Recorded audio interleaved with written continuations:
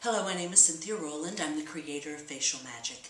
And one of those questions that I get asked frequently is, will this exercise program exercise my entire face and neck? And the answer is yes, definitively yes. When you start the program, we teach you 2 exercises in week 1.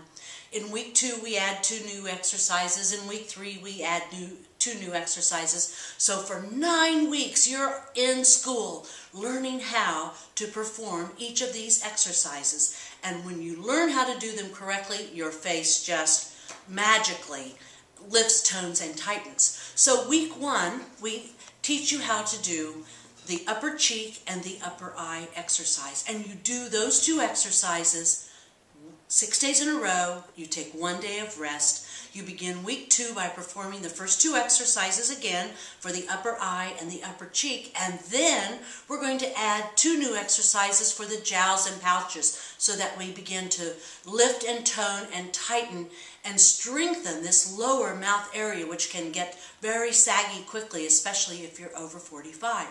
So you do those 4 exercises 6 days in a row, take 1 day of rest, and then we're going to start on the neck. And so exercises 5 and 6 work on the neck, the double chin, that dreaded waddle. All of those areas of the neck become alive again, and the muscles become invigorated with oxygenated blood.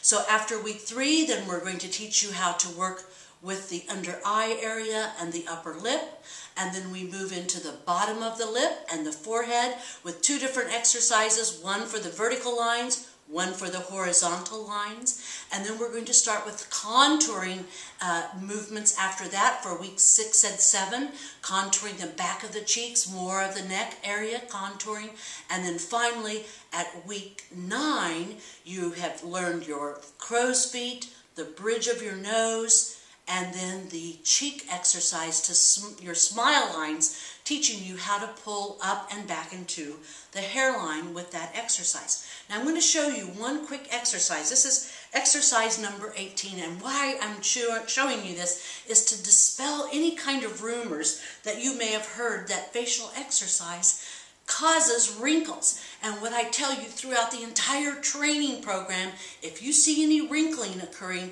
you are in the wrong position. Remove your thumbs and fingers, take a deep breath, and reposition.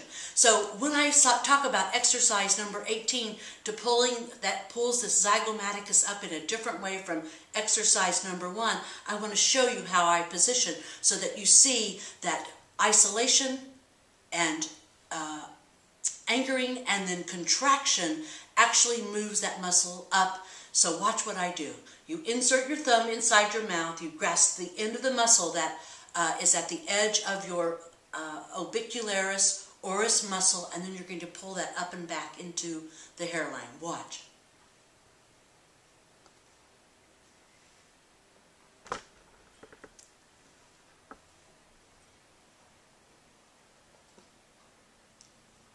What you can see by that is I did not wrinkle anything. When you work with your forehead, you work with your cheeks, you work with the lower mouth, you must first check your positioning so that you don't see any wrinkling. Because if you're wrinkling, you're not doing the exercise movement correctly.